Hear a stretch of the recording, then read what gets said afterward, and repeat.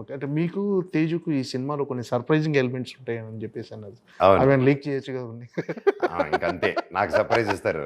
Okay. విశ్వ గారు వచ్చి అదిదా సర్ప్రైజు వాటిని వేరే సర్ప్రైజ్ ఇస్తారు నాకు. ఓకే. సో రియలీ అండి ప్రొడ్యూసర్ గారు కూడా విశ్వ గారు తప్ప వేరే వాళ్ళు ఇంత సపోర్ట్ చేసి ఉంటారా అనేది నమ్మలే. ఐ కాంట్ టెల్ అండి. బికాస్ ఇది ఎప్పుడో హనుమాన్ రిలీజ్ అయిన తర్వాత చేస్తే ఓకే, అప్పుడు చాలామంది చేస్తారు పాన్ ఇండియా హిట్ అయిందని. హనుమాన్ రాకముందు తేజాన్ని నమ్మి, నేను అంతకుముందు నేను గ్యాప్ ఇచ్చిన నన్ను నమ్మి, కార్తీక్ ఘటమనేని గారు కేవలం ఆ స్క్రిప్ట్ మీద నమ్మి విశ్వ గారు ఫస్ట్ డే చెప్పారు, మనోజ్ ఇంతకుముందు స్టార్లలాగా స్టార్ పవర్ అవంతా ఇప్పుడు లేదు. ఎస్, స్టార్గా పుల్ ఉంటుంది, కానీ ఫస్ట్ షోలో తేడా వస్తే ఆ తర్వాత స్టార్ లేదు, ఏమీ లేదు. స్టార్ అయినా హిట్ అవ్వాల్సిందే, నార్మల్ అయినా ఫస్ట్ షోలో టాక్ రావాల్సిందే, విచ్ ఇస్ వెరీ ట్రూ. అదే ఉంది 3 years బ్యాక్ ఏమన్నారు, ఈ రోజుకి అదే ఉంది. సో అది నమ్మి నేను కథను నమ్మాను, ఈ వరల్డ్ని నమ్మాను, మనం అందరిని నమ్మి చేద్దాం దీని అన్నారు. అదేవిధంగా ఏమీ కాంప్రమైజ్ అవ్వకుండా ఏది 3 years వరకు ఒక సెట్ అయితే దాదాపు 6 months 1 year హోల్డ్ చేశారండి ఆయన. గ్రౌండ్లో వేసి అది వర్షం వచ్చి పడిపోతే కూడా దాన్ని మళ్ళీ బిల్డ్ చేసి మళ్ళీ షూట్ చేశారు. How many people would dare to do that? So and he believe the script so much and he supported us. And అందరం నమ్మి నిలబడిపోయి చేసాం ఈ సినిమా. I think and I hope and I trust, hope కూడా కాదు, I trust, I believe ఈ సినిమా పెద్ద హిట్ అవుతుంది అండ్ మంచి ఆదరణ వస్తుందని ఐఎమ్ ట్రస్టింగ్ ఇట్ అండి.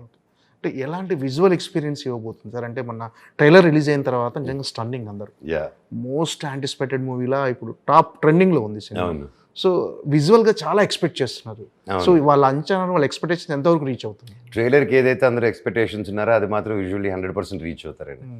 100% రీచ్ అవుతారు. ఓకే. ఇట్స్ ఫినామినల్గా తీశారు. ఓకే. అంటే మీ క్యారెక్టరేషన్ని ఎంతవరకు ఆడియన్స్ ఎంజాయ్ చేయబోతున్నారు? దే రియలీ ఎంజాయ్ అండి. వీటితో కోపం ఎలా ఉందో చిన్న ఫన్ ఫ్యాక్ట్ కూడా ఉంటుంది ఈ క్యారెక్టర్ది. సో ఈజ్ వెరీ మైండ్ని పట్టలేరు మీరు ఇతన్ని. So it will be impactful. బయటకు వచ్చినప్పుడు మాత్రం మైండ్ నుంచి తీయలేరు, అది గ్యారంటీ. అంటే మీరు రీఎంట్రీ అంటే కొంత గ్యాప్ తర్వాత మళ్ళీ సినిమాలోకి వచ్చినప్పుడు, మళ్ళీ రీఎంట్రీ ఇచ్చినప్పుడు ఇలాంటి ఒక సినిమా కోసం వెయిట్ చేశారా సార్ మామూలుగా? అంటే భైరవంకు ముందు ఒప్పుకున్న సినిమా కదా ఇది. అవును. అంటే అహం బ్రహ్మాస్మి కూడా కొంచెం లార్జర్ దెన్ లైఫ్ డిఫరెంట్ ప్యాటర్న్లో అనుకున్నామండి అది కూడా.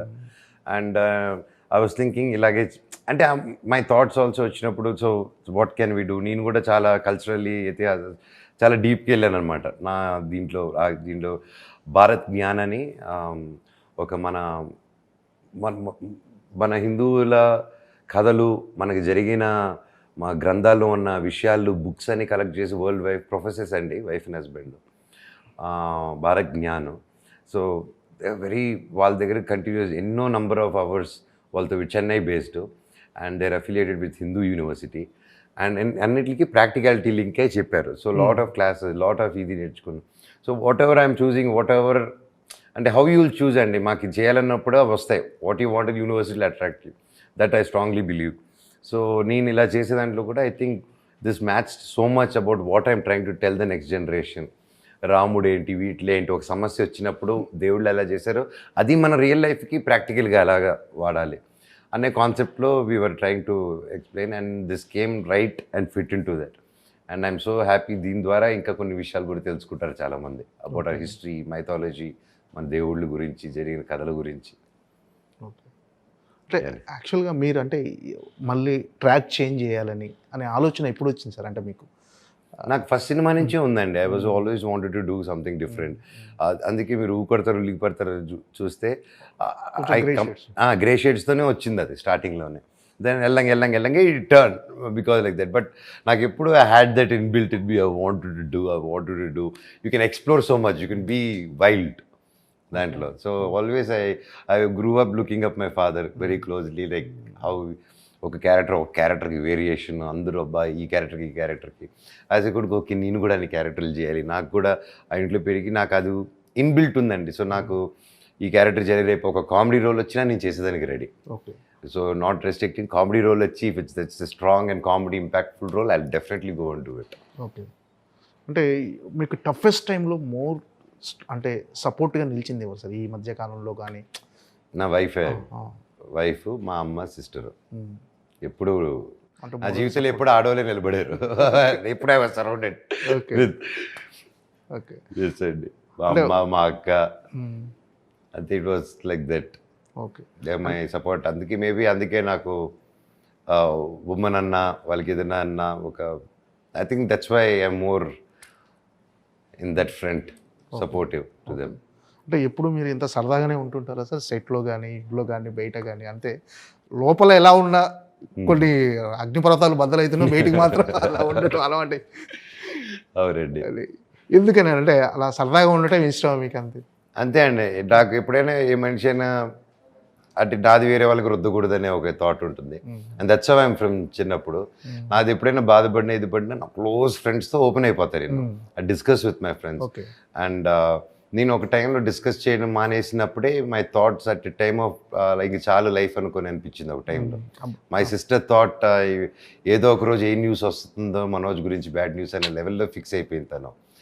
అండ్ దెన్ ఐ డిసైడెడ్ ఒకరోజు అక్క నన్ను థెరపీ జాయిన్ అవ్వమనింది. నీకేమైనా అక్కతో కొట్లాడేవాడిని, అరిచేవాడిని తన్ని.